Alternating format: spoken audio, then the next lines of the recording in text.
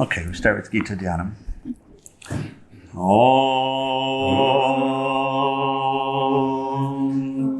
O Bhagavad Gita, by which Arjuna was illumined by Lord Krishna himself, and which was composed of 18 chapters in the Mahabharata by the ancient sage Vyasa.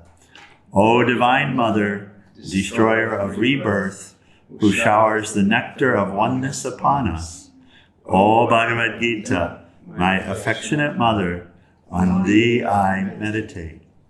All the Upanishads are the cows. The milker is the cowherd boy, Krishna. Arjuna is the calf. People of purified intellect are the drinkers. And the milk is the supreme nectar of the Gita. My salutations to the Lord, who is the source of supreme bliss, whose grace makes the mute eloquent and the crippled cross mountains.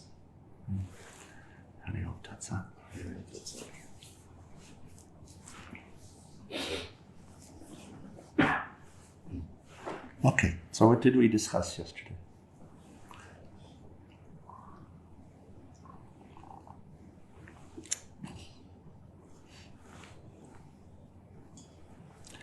We discussed about remembering God all the time. Yeah. Very good, you remember it.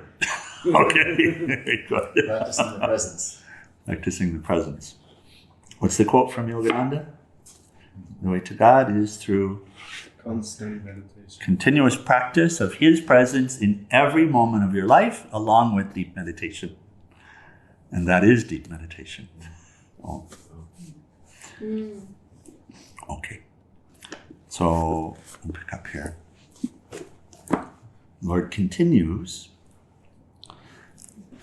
but having shared this, and this is the real yoga. Sadhana is just about this. This is sadhana.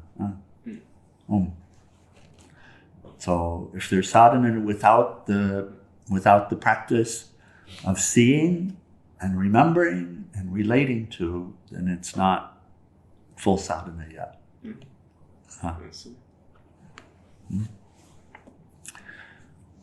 In this way, so continuing. Now he's described it, right? And what did he describe? I'll just read the shloka one more time. Whatever you do, Arjuna, make that an offering. Whether it's eating, sacrificing, giving of yourself, giving help, or even if you are suffering, tapas, offer it to me. So,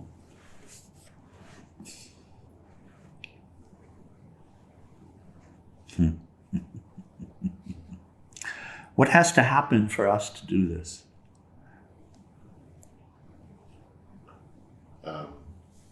For me, an example yesterday, I won't say it's suffering, that's too strong a word, but I don't know what another word would be, but that helped me to go to the Lord really quickly. Wow. Yeah. I heard some news from outside, and so.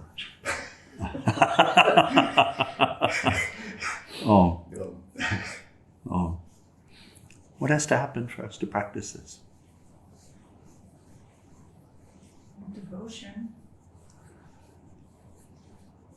What needs to happen for us to take a deeper level of commitment to practice it? Letting go. Yeah. And what's going to cause you to let go? Does something need to be taken away from you so that Yes. you'll go there? The challenge. The struggle. The contrast. The contrast. Well, you have to see that Huh? our own, we're not able to do it under our own power. Well, but through grace, you have the ability to do it. So what does it take to motivate us to do it, to practice it? You see, we've all been sitting here together, and for everyone joining us online, and through grace, we're able to imbibe in this together, and at some level we get it, right? And then we watch the Fabric of the Cosmos. Yeah, Fabric of the Cosmos last night, and you know that it's the same mystery that they're pointing to, don't you? Yeah. Yeah. And going back to the beginning of this series on tat, description of that. So we want to go to, we began chapter 7. Chapter 7. Here we go.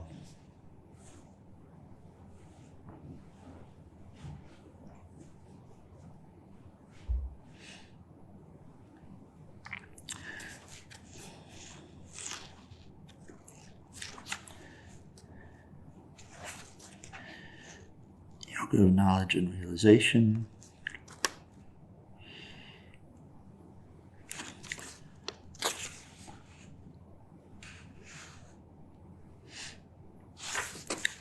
Blessed Lord said, "Listen, Arjuna, focus your mind on me, take refuge in me, and practice yoga. Then you will surely unite with me and know me fully.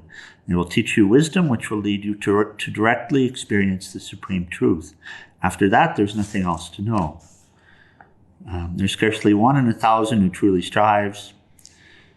And then he says, the 8 aspects of my prakriti are earth, water, fire, air, akasha, space, mind, intellect, and ego. Even these 8, including the more subtle manifestations, are gross, Arjuna, when compared to my higher prakriti, which gives life to all the universe. Everything originates out of these 2 aspects of my prakriti. I create and dissolve the entire cosmos. So these 8, when compared to my higher prakriti, that's still the nature. And that higher prakriti is what's being called, and that's pure potential, and that's what's being called dark energy. Everything originates out of these 2 aspects of my prakriti. So everything originates out of these 2 aspects, either the elements or that higher, which science sees as dark energy. Apart from me, there is nothing whatsoever. The entire creation is strung on me like a necklace of precious gems. So maybe in context with that yesterday evening, that can be. What page is that? It's the beginning of chapter 7, Mataji. Those are the first shlokas of chapter 7. So we can catch it. And then we come here so what to do about it. Think of me as this highest in every moment, whatever you're doing. And that's yoga. Okay. In this way, so now what happens? In this way, you free yourself from the bondage of karma and its good or bad results. You see, we've been living a life constantly pursuing good fruit, wanting good things to happen to us, yes? Yes. But when good things happen to you, what else has to happen? Pairs of opposites. Yep. Suffering. Get it, children? Painful. What you don't like has to come too. Huh?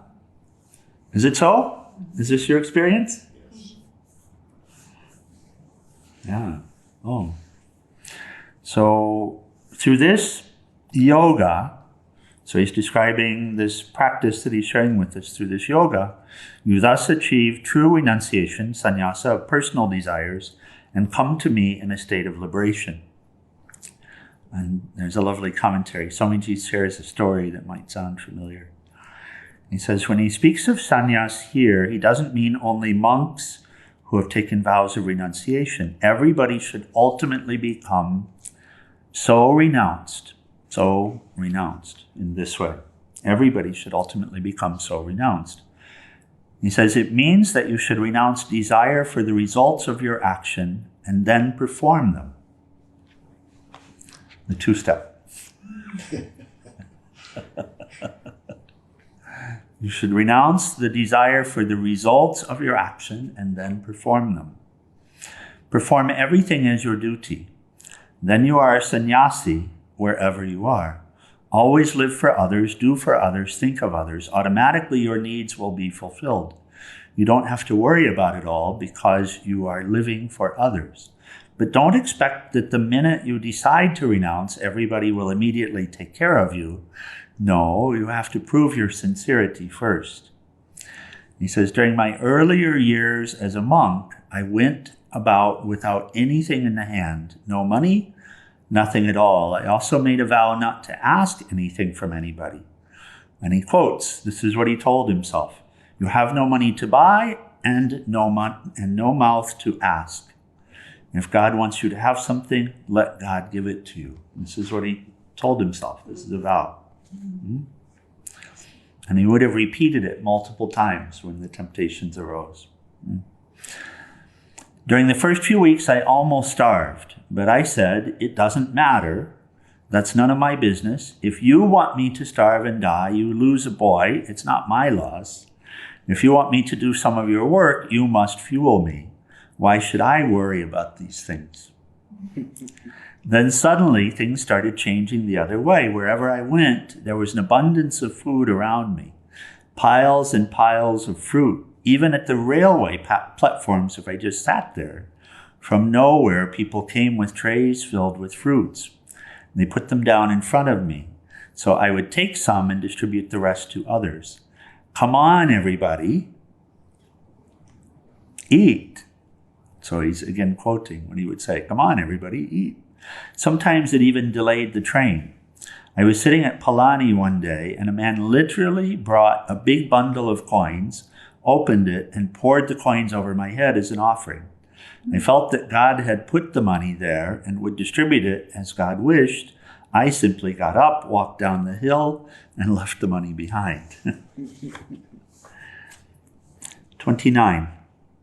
I am the same towards all beings. Before me, no one is hateful and no one is more or less cherished. However, those who lovingly worship me will realize that they are actually part of me and I live in them. And there's a lovely commentary here this morning from Swami Venkatesananda.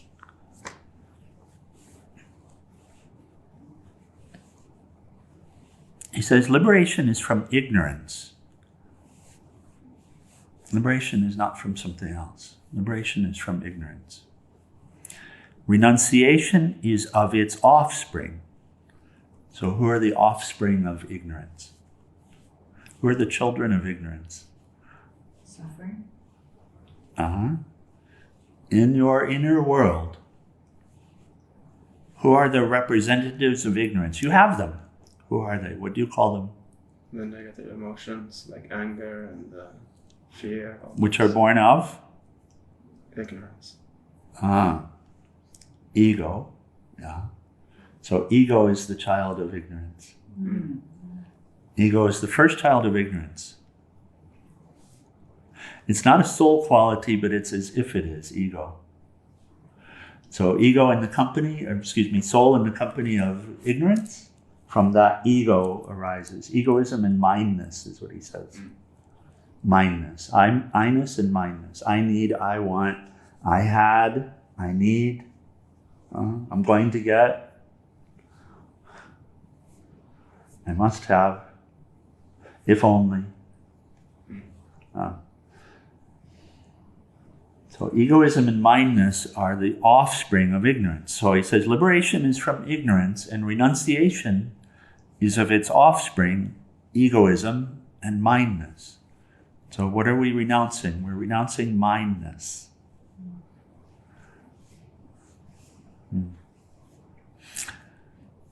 When the devotee of the omnipresence humbly performs all the activities of his life as worship of God, he is liberated from ignorance and the ignorant belief that some actions are high and others low or menial, that some actions yield auspicious and others inauspicious fruits.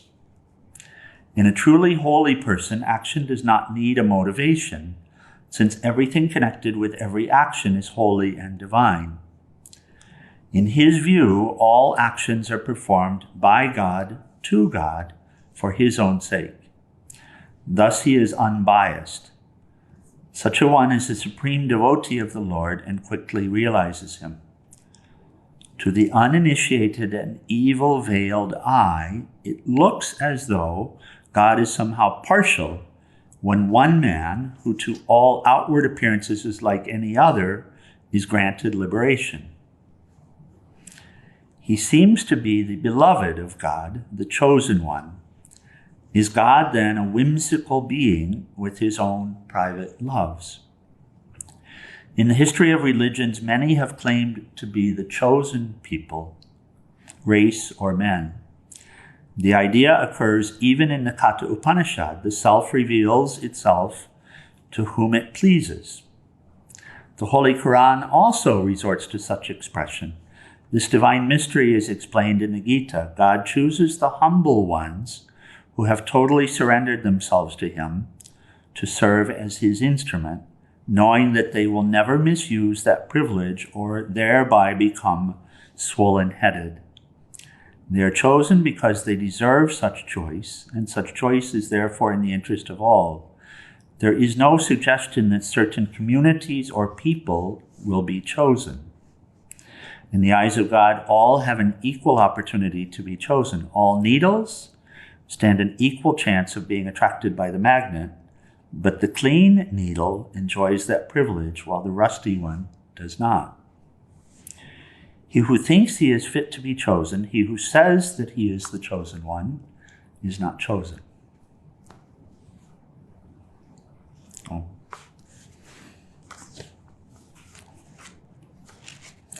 It's a lovely commentary. I don't know if we've ever, I know some of us had, been privy to some of the religious gloating about being the chosen ones. Or this, and we covered this in Katha Upanishad some months ago, and well, the same concept. God reveals himself to the one who he chooses. Right. So who gets chosen is the one who's prepared an empty vessel, fit throne for the king to sit upon. Right. Right? It's just that.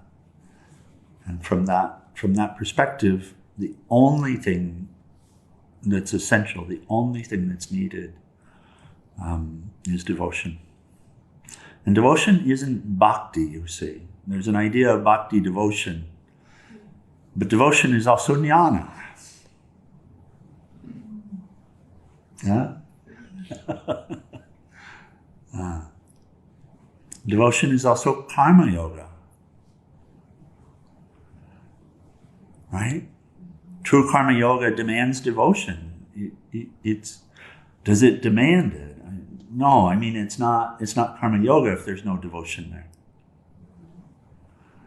Right? Because if you're just doing because you're supposed to do it, then it's empty. And the action itself will be mindless. Right? We're accustomed to doing something for ourselves. And if we really feel that we need something, then we do it in a mindful way. Is it so? Jnana comes in here. But if you knew yourself, then you would know yourself as all of this. Right? Then you would know yourself as all of this. And so you would do for all in the same way. Yeah? So devotion is essential. And the truth is we're all devoted to something. We have this discussion. You see, we're all devoted to something. It tends to be very self-centered. But that's still devotion, isn't it? So we're devoted to an idea or an ideal.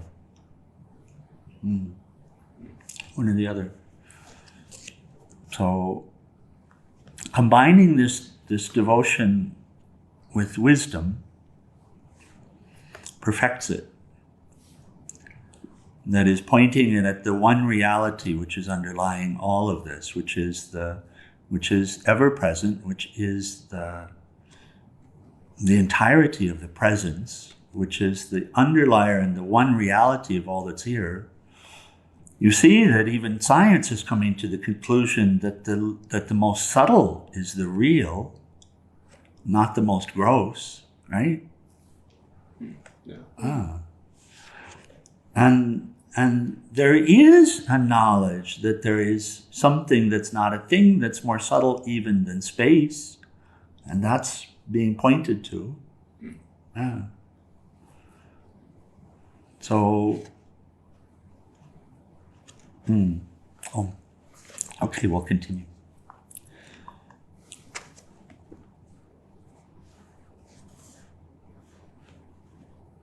So, before me, no one is hateful and no one is more or less cherished. It's a key point from this shloka. It doesn't make any difference what you've done. The habits, the tendencies will still be in the mind. The tendencies will still be with you. But if you choose a different path, then you have the ability, whoever you are, whatever you've done, whatever any of us have done, to select that different path and to be successful in it and to come into the light. Even the worst sinners, this is 30, even the worst sinners devote their lives to me with firm resolve. Even if the worst sinners devote their lives to me with firm resolve, they will be transformed into saints. 31, for soon he or she becomes a person of Dharma and discovers lasting peace. This is certain. Arjuna, my devotee cannot be harmed. Swami just adds what a guarantee he gives. Do you know how it is that my devotee cannot be harmed? You know. Say it. Because they are not the body and not the mind. Because my devotee comes to know my essence. Yes? Yeah. And therefore knows with certainty, I am not this body, I am not this mind. I remember as a child repeating, sticks and stones may hurt My bones, but names will never hurt me. but names will never hurt me. And so the Vedantin has something else. Sticks and stones and words may cause emotional upset, but I am not the body, nor the mind, nor the emotions, so nothing can disturb me. So, for soon he or she becomes a person of Dharma and discovers lasting peace. This is certain, Arjuna. My devotee cannot be harmed. No matter your birth, race, gender, or caste, even if you are scorned by others, if you take refuge in me, then certainly you will attain the supreme goal. Swamiji shares another little story here. He says, once a wonderful Catholic sister took me to a Trappist monastery to give a talk to the brother monks, but she wasn't allowed to come in. She had to stay outside while they received me. I was looking for a good opportunity to ask them about this. As they took me to the courtyard, there I saw a beautiful garden. In the middle of the garden, there was a nice pedestal, and on the pedestal was a very old statue of Mother Mary. 16th century statue, they said, and showed it proudly. I went to the mother and paid my loving respects. Then I said, Father, how could she come in here? What do you mean, he asked. Don't you see? She's a woman. Swamiji, don't tease us. I don't understand. Father, a woman brought me here. You kept her out, but here is a woman you're adoring. They looked at each other. Swamiji, we understand what you mean. We hesitate to break the traditional pattern. Father, it has to be done one day or another. Why not today? And immediately they went into another room and had a board meeting. Within 15 minutes, they came back. Swamiji, you won. We already sent a father to go and bring the sister. She will come and attend your talk, but please don't force us to take her to our living quarters. There's no need for her to come to your living quarters, but there is a public place where I'm giving a talk. Actually, she is the one who invited me. Naturally, she'd appreciate an opportunity to hear me. And immediately the father went to the door and invited the sister to come in. "What do you mean by this? Do you really want me to come in?" "Yes, sister." "What a miracle," she said. "I think the Swami must have done something here." For the first time in the Trappist monastery, a lady walked in. 33. Even the saintly kings and holy sages, through devotion, seek this very goal. Therefore, if you find yourself in this transient world of suffering, just turn to me. This one needs to go on a wall somewhere, an eyelid. Therefore, if you find yourself in this transient world of suffering, just turn to me. And then 34. And this next shloka is the single shloka that's repeated twice in the Bhagavad Gita. Out of the 701 shlokas, there's one that's repeated twice, and this is how we close, repeated twice. And it's this. So it must be important if it's the only one, yes? Think of me constantly. Devote your life to me. Offer all your actions to me, and bow down and surrender before me. Thus you become steady on your path to the supreme goal and come to me. You'll see this is a corollary to Jesus. When Jesus is asked of the greatest commandment, the greatest of the 10 commandments, he says, I paraphrase, I'll give you one even greater. And there are 2.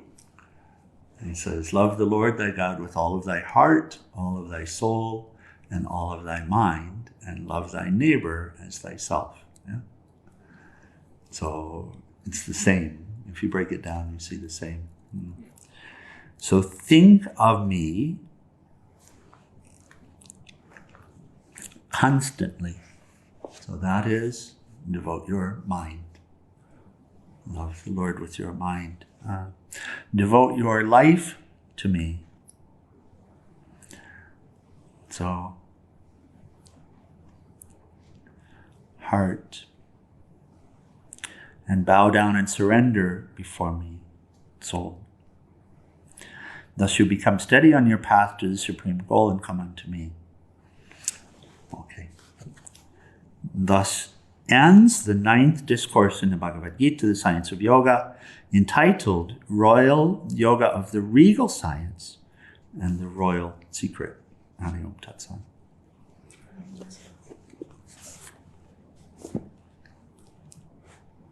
Comments? Questions? Anything? Brad?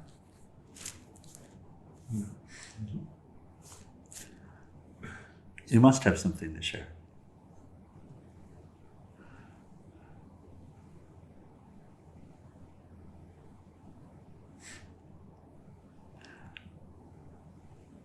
Uma Devi?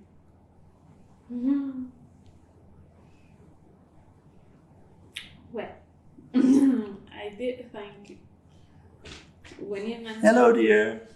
Good morning. Good morning. Om Namah Shivaya. When you mentioned think of me only, my first thought, well, I'm not going to get anything done then. Because I thought my mind is occupied with planning. And I try to, how do I plan but think of God? Or how do I mix the things that I have to do or duties with seeing God everywhere? Okay. Who wants to help with that?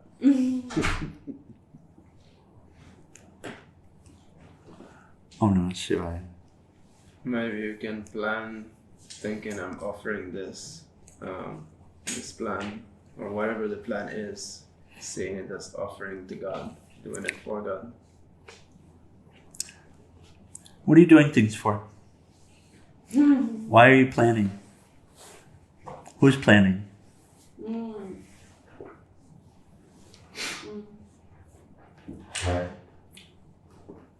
What will you do with it when you do it?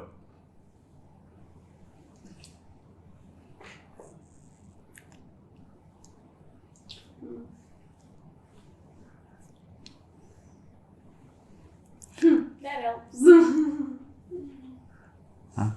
So why am I doing this? Why am I doing this? And by the way, does it need to be done? Right.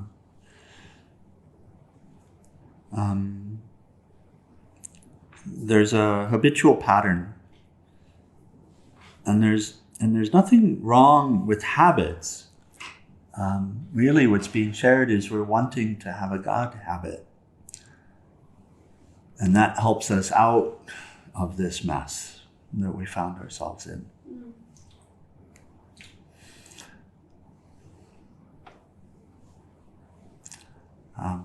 And you have mantra as well,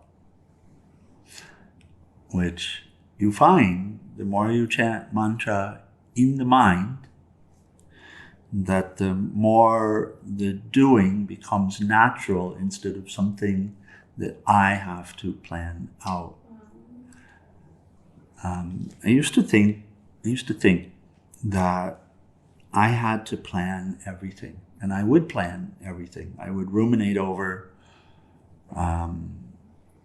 the next customer to call, the next salesperson to speak with, the next vacation, whatever activity there was going to be, I would ruminate over it, think about it.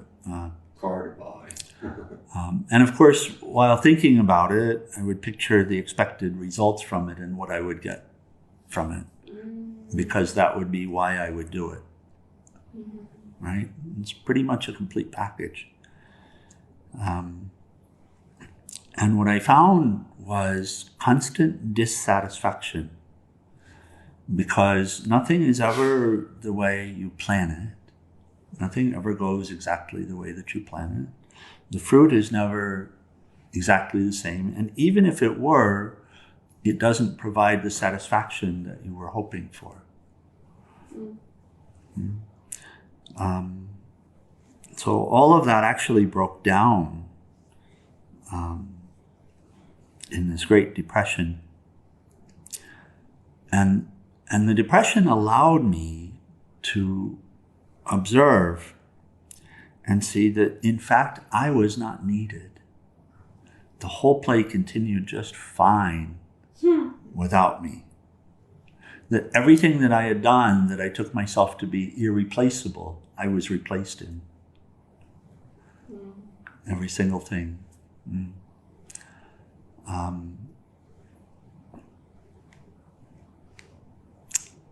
that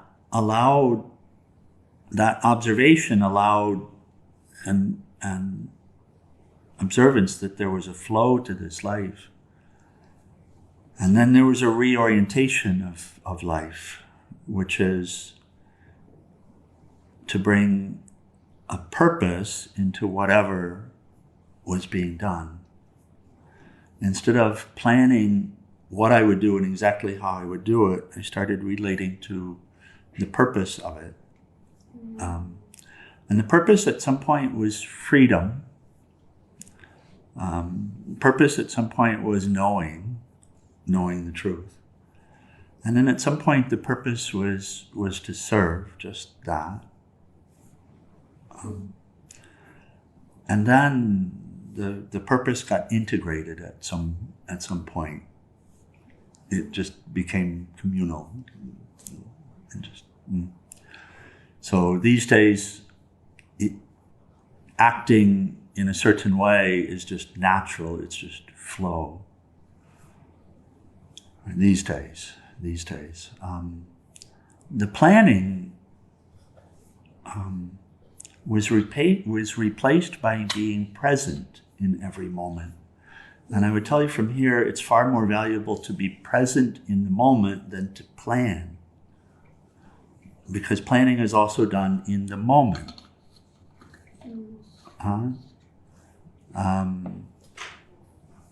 Now, granted, if you're going to make her Fio's breakfast or lunch and send her off with lunch for school, then there has to be a thought about it.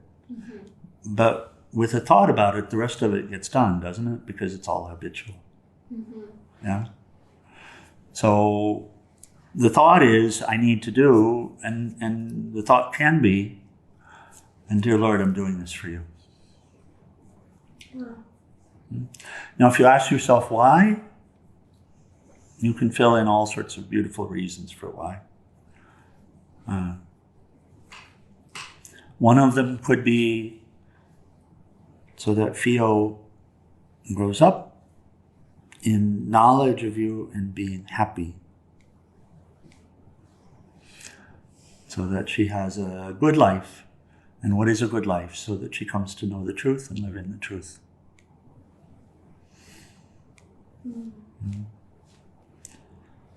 So excessive planning is also habitual. And it covers up what's here in the moment.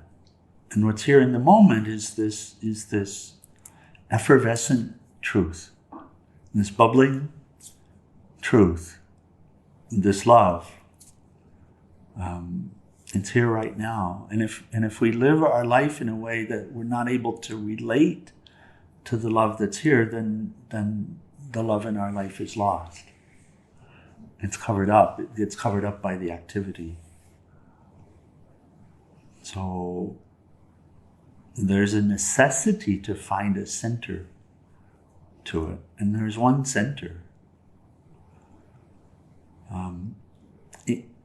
It's hard to establish a habit of something. It's hard to establish a new habit, right? Yeah. And there can be, and there will always be, with any new habit that you're trying to establish, there will always be within you counter ideas about it, whatever it is.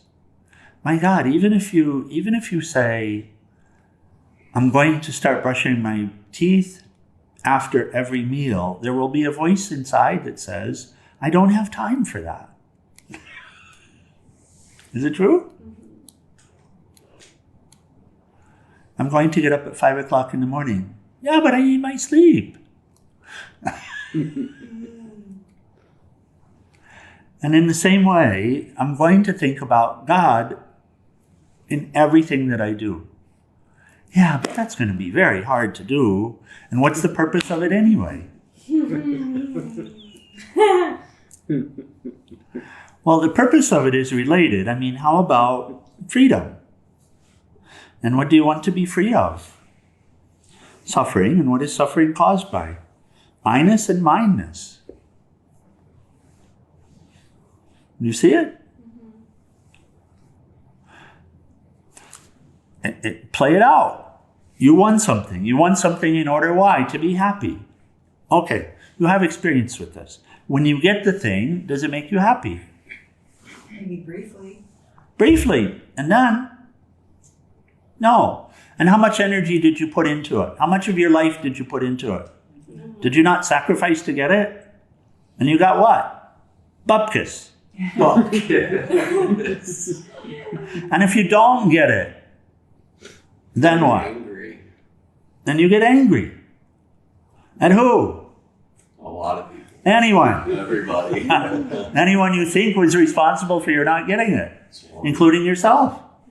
And what does anger do to you? How about your happiness and peace related to anger? Bupkis. Bupkis. You see, you work it out and you say, it can't go on like this. So, what to do? That's the line. That's the lifeline. Just think of me. Just find your way to think of me. Let me be the lifeline for you. Let me be the magic carpet for you. Let me take care of you. Let me show you I'm already taking care of you. Let me take care of you. I think that why I get confused with that one is because when I think of God, I cannot think of anything. So that's just a feeling for me, and that's where I get there's like the gap for me because can you not the wording. Can you not think of God while you're doing something? You have a mantra, and you want to be using it. Can you not repeat your mantra in the mind while you're doing something? While you're cooking, can you repeat your mantra? And what will happen to the cooking? Will you not cook? Yeah. I will cook. Sorry? Yes, I would cook. Yes, you'll still cook, right? Okay, so there's a way, right? Okay. Very practical. Very practical. Some way, we come to a point where we see, what did the scientists call it last night? When referring to Einstein, reason over sense. Reason over sense. Prioritizing reason over sense. In order to find the truth. Why to find the truth? Because living a lie doesn't work. It doesn't work. And by the way, you can keep on trying and it's fine. It's called preparation.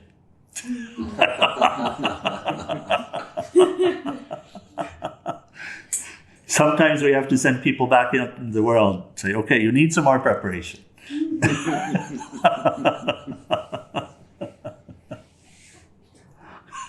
Yes?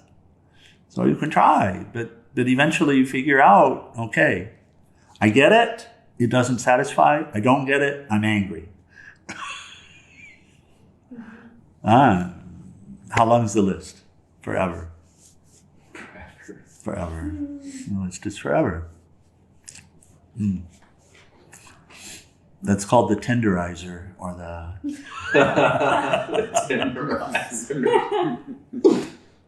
or the gem grinder.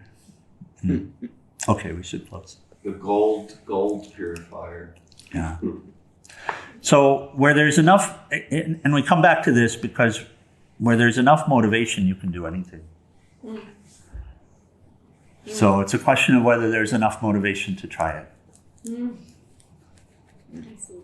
Right? And you can help yourself with the motivation when you can remind yourself and see this.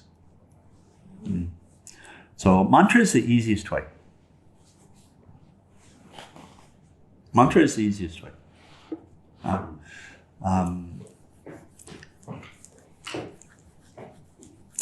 But when you look at why to do something, you can't do it for yourself. You do it for yourself and you just end up in the same rat race. So you have to at least do it for someone else. I mean, really, sincerely. Really, sincerely, you have to do at least for someone else. So, yeah. Swamiji, Oh. can you describe some of the ways that you kept pounding into the mind, like you were able to have this ajapa so quickly, and it seems that my mind's always forgetting, and I have to bring it back and bring it back and bring it back and bring it back to repeating the mantra. But what were some of the techniques that you used to sort of, I mean, I try and pray about it in the morning and remind it, but do you have like some tips on that? Yeah. So, yes, it's general in this way. I had very strong motivation. And that, the strength of the motivation says a lot about success in spiritual path. Not whether there's success ultimately, because ultimately there has to be success, because this life is completely unsatisfying. And so you will be brought to the table where you have enough motivation to do it at some point. So we remind of some things in order to help to steal that motivation, to help you to see, why is this important? As soon as God is the most important thing in your life, then you're there. And it's just, when it's really that, and when it permeates everything, Gopala, when there's nothing more important than remembering and staying with God, then it'll come fairly quickly. That's it. That's So you it. just identify all the things that, other things you're thinking about throughout the day. The tactical part of it, the part of the practices, those will come. There are so many practices, mantra being one of them. But also, we've talked about so many of them. You look at something and you take a moment to see what's really there. How hard is that? It's not hard at all. It's so darned easy. but you have to be motivated to do it. That's why we started off this morning with, is this important? So basically you have to do both at the same time, right? Mantra, and at the same time you see what's really here. So how hard is it? That's what I think too. See, for one, there's a scientific mind here. So I look at that and I'm able to ask, who are you? What are you? Now this doesn't happen anymore, but as a practice, this is what it was. And very quickly get to atoms and very quickly get to that mystery. And then make the connection again. So can I see God in an object? Yes, so can you. Any object you wish to see God in, you can see God in. You can get to that mystery very quickly. But I mean the practice of repeating in your mind, like you can talk to God, and because if the covering is there, you don't see it, but you repeat mantra and the mind can go in other things too. Mantra, so you're going to have to stop yourself, not stop the mantra, but you're going to have to stop yourself and look at the object more deeply and consciously, intentionally see the essence of it. Right. So remember I shared the story about Swami Atmananda, who was walking through the Metropolitan Museum of Art one day. He was asked to go and didn't want to go. Finally he said, okay, I'll go. And he goes, and it's, and I keep forgetting the Impressionist painting, the particular Impressionist painter, but Van Gogh, we'll say. Might not have been Van Gogh. But he looks at the artwork, and any of us would look at a piece of art and have some response, some reaction inside. But do you stop there? Most of us would just stop there. And he wasn't going to stop. He was going to continue to look at it. Because why? Because he was looking to see God there. And he didn't do it at the atomic level. He did it in the art itself. And he found God's hand. And he said, what did he say? He said, I looked until I got it. And then I went to the next piece. So, I mean, if you really look, how hard is it to see God here?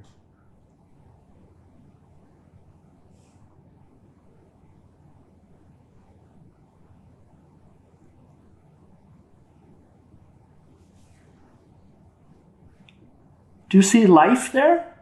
Yeah. Okay, how hard is it? But normally we don't. Is it true? Normally you just walk by it and you don't see what's there.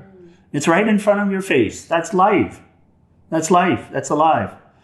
Yeah, that's true. Life is non-dual, isn't it? Life is in the atoms here, yes? Life is in you. Life is non-dual. It's not a dualistic life. There's not one life and another life. It's one life, yes? So you see right there, one life. Do you see it? Yeah. And now can you take a moment and can you say, oh my dear Lord, I see you. You are the life. You are the life in this plant. I see you. Please help me because I pass by you every day and I don't see you. But now I see you. Thank you. And I know you because the same life here is the same life here. It's the one life. I keep covering you over, but now I see you. Do you even have a bhava, a feeling as you repeat that? Do you even have a feeling that comes in a moment? Yeah. Yeah, you see, that's how you do it. That's one of the ways.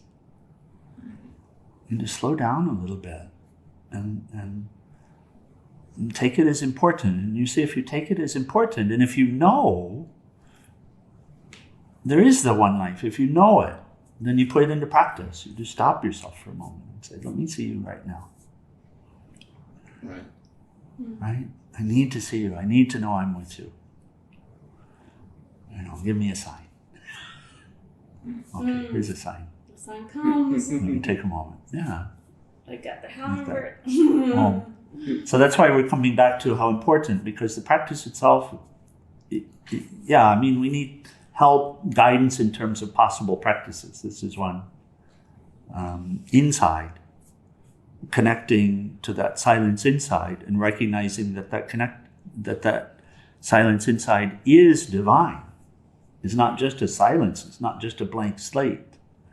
It is the divine. It is the one divine entity, this silence inside, from which this entire universe comes forth. And there's an awe that arises from this.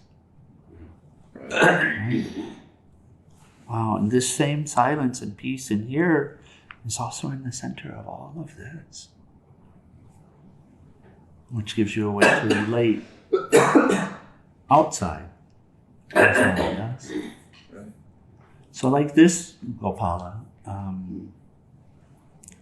really in everything, the food, you have a morsel of food on the plate and you look at it and you visualize what it came from. And the essence of it, the elements, the smell of it, the taste of it. Who are you? Can I see who you are? Can I relate to who you are? Yeah. Can I see your life? What was the life that you had? Where did you come from?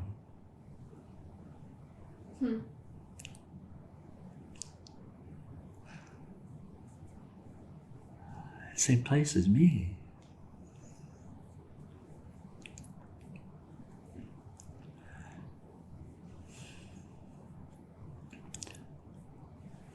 What was it that inspired the craftsman for this?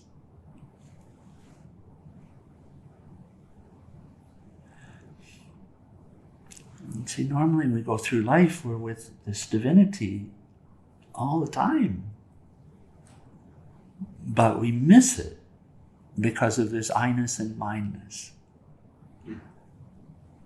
And we're in a rush to get something for ourselves, and we're not seeing that what we're wanting is right here, right now. And so, yeah.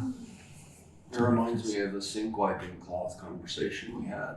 Yes. Because now it's like, even if nothing else, that's one thing where I try and at least take a second with it, because you really got us about that one day. And it's kind of nice. Yes. Just really gently, mindfully wiping the sink and sort of having that bhava there. Because normally it was just, this is unimportant. And I need to get to the next thing, which is important. Right. And it was sort of like a dull feeling. I realized after the fact. I didn't realize there was a dull feeling before you said that. And then I realized that what you're saying is true right now, because it was like there was a dullness to my life that I didn't even know was there, just how I was living. Yeah. And since the divinity or the happiness, the joy, the peace, or whatever it is, however we relate to what we're seeking, it is actually not in the future or in the past or in this object or this object, but it's here, then we're needing to reorient and see it here, you see? Okay, we need to close. Let's do that. And you're on your way to school. Oh, no, Shiva. Om. Short version, of course. Om Trayambakam Yajamahe Surandim Pushti Vardhanam Urvai Rukmeva Bandhanan Mritor Mokshya Mamritat Om Trayambakam Yajamahe Surandim Pushti Vardhanam Urvai Rukmeva Bandhanan Mritor Mokshya Mamritat Om Trayambakam Yajamahe Surandim Pushti Vardhanam Urvai Rukmeva Bandhanan Mritor Mokshya Mamritat Om Shanti Shanti Shanti. O adorable Lord of mercy and love, let us abide in thee forever and ever. On below Satchidananda Shivananda Maharaj Ki, and for all the saints and sages of all the traditions. Jai.